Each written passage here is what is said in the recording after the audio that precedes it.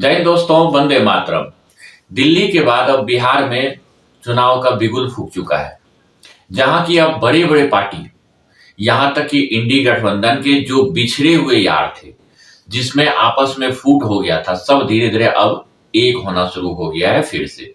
वहीं बीजेपी के जितने एनडीए के कार्यकर्ता हैं, वो सब भी एक होना शुरू हो गया है, क्योंकि बिहार एक बड़े राज्य में काउंट आता है। और पहले ये कहा जाता था कि राजनीति अगर शुरू होती है कहीं से तो वो बिहार से शुरू होती है। और बिहार के लोगों का ये भी मानना है कि अगर आपसे कोई बिहार का आदमी किसी नेता से या किसी गुरुजी से कहीं से भी कोई भी अगर क्वेश्चन पूछ रहा है, तो वहां पे राजनीति से प्रेरित कोई ना कोई प्रश्न जरूर वो पूछते हैं। उसी से पता चल जाता है कि ये आदमी जो है बिहार का रहने वाला है। आप देखेंगे कि हमेशा बिहार का जो आदमी होगा राजनीति में बहुत रुचि रखता है और उस पर ध्यान भी रखता है। अभी भी बिहार के अंदर जो है बाकी राज्यों के मुताबिक कास्ट सिस्टम जो है बहुत ही अहम भूमिका रखता है। इस कास्ट सिस्टम के हिसाब से वहां पे क्या है कि अभी भी लालू की जो पार्टी है और कांग्रेस की पार्टी, कांग्रेस तो खैर बिहार में बिल्कुल ही खत्म हो चुका है, वो अपनी गलतियों के कारण खत्म हुआ है। बिहार में क्या है कि अभी जो है लालू की पार्टी, नीतीश की पार्टी, बीजेपी और चिराग पासवान उभरता हुआ चेहरा नजर आता है। यहाँ पे आप देखेंगे कि यहाँ पे जो जनता का मूड है, जो मुस्लिम और यादव का वोट है, ये दोनों के दोनों वोट 100% में से 90% जो वोटर हैं वो राजद के हैं, तेजस्वी यादव, लालू यादव का। मोहन यादव जब से मुख्यमंत्री बने हैं मध्य प्रदेश का, तब से कुछ यादव वोट जो है, थोड़ा सा जो पढ़े लिखे यादव हैं वो वोट खिसका है वहां तेजस्वी यादव के खेमे से, और बीजेपी में आया हुआ है, नीतीश कुमार में नहीं गया हुआ है। अब बिहार का समीकरण ये है कि यादव और मुस्लिम जो है वो आरजेडी की तरफ कमर कस लिया है, थोड़ा बहुत इधर उधर वोट जाएगा।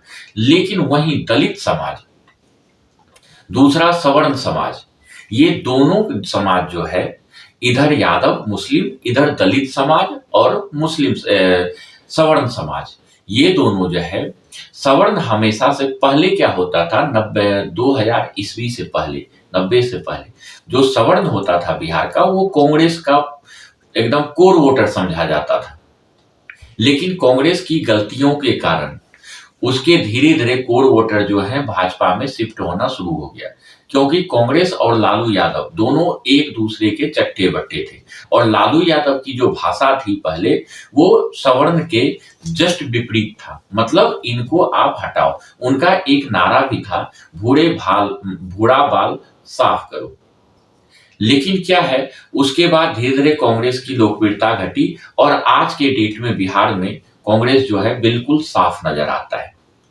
कांग्रेस के अलावा जनता दल, नीतीश कुमार जो है, नीतीश कुमार दोनों खेमे की तरफ नजर आता है। जैसे क्या है, उसको क्या है, दोनों हाथ लड्डू है।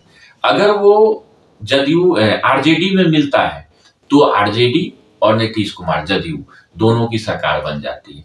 अगर नीतीश कुमार भाजपा में मिलता है तो इनकी सरकार बन जाती है। इसका मुख्य कारण यह है कि फर्स्ट तो है, भाजपा का कोई भी एक ऐसा नेता, कद्दावर नेता, जो बिहार के अंदर भाजपा ने नहीं दिया है। जो भी कद्दावर नेता है उसे उन्होंने केंद्र में ले रखा है और बिहार के लिए कुछ भी नहीं छोड़ा है। नीतीश कुमार के भरोसे जो है भाजपा बिहार के अंदर जीवित है और उन्हीं के सहारे अपना नाव जो है गंगा नदी के पार करना पहले भी करती थी और अभी भी करना चाहता है, जबकि बहुत बार धोखा खा चुका है। लेकिन इसके जस्ट विपरीत भाजपा को अपना एक कोई कद्दावर नेता खड़ा करना चाहिए था, लेकिन वो नहीं करके उन्होंने क्या किया, चिराग पासवान को आगे किया।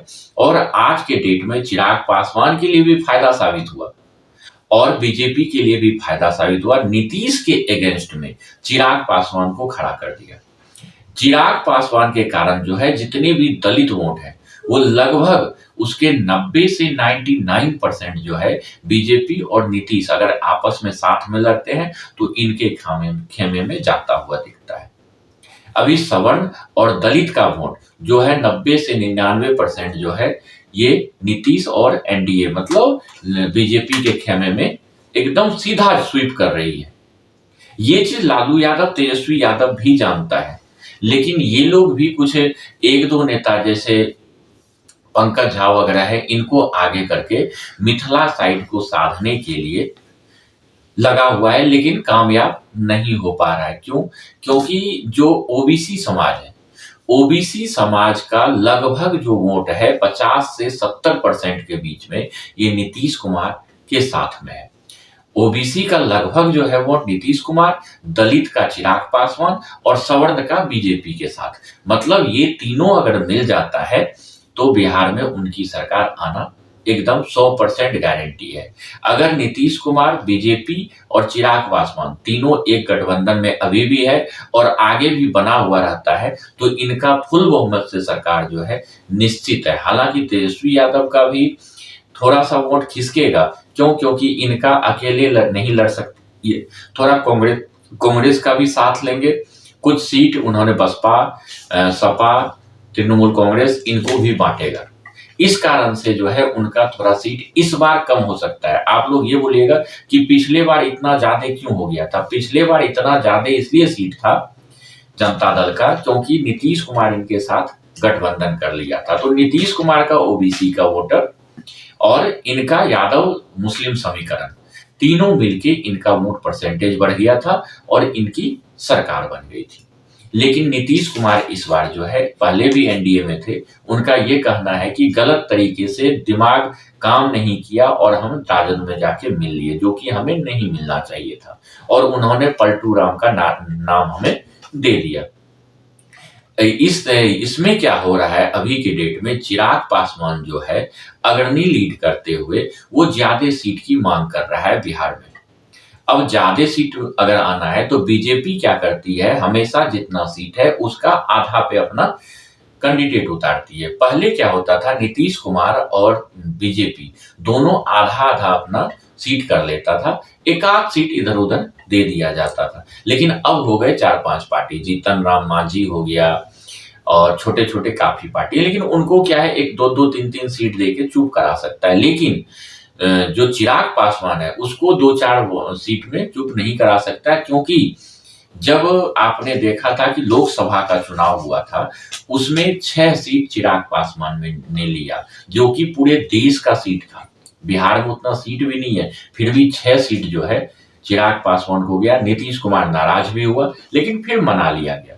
तो इस बार बीजेपी, नीतीश कुमार चाहेगा कि मैं जो है अपना सीट कम ना करूं, बीजेपी चाहेगा अपना सीट कम ना करूं, लेकिन चिराग पासवान चाहेगा कि इस विधानसभा में हमें ज्यादा से ज्यादा सीट मिले जिससे कि हमारा कद बढ़े, और ये लाजमी है।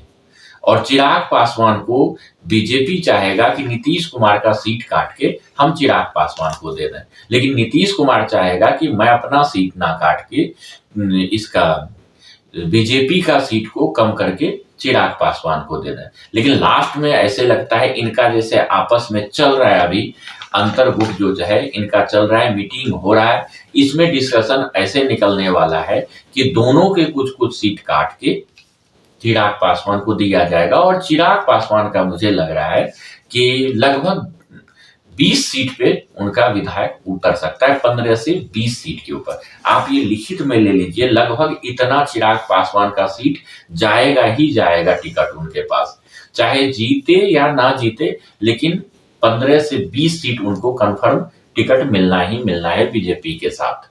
ये है बिहार का समीकरण इस बार, और अगर इस समीकरण के हिसाब से चलता है तो इस बार भी नीतीश कुमार की सरकार आना जो है तय है। अगर एनडीए की सरकार आती है तो नीतीश कुमार ही बनेंगे मुख्यमंत्री, इसमें कोई दो मत नहीं है। धन्यवाद।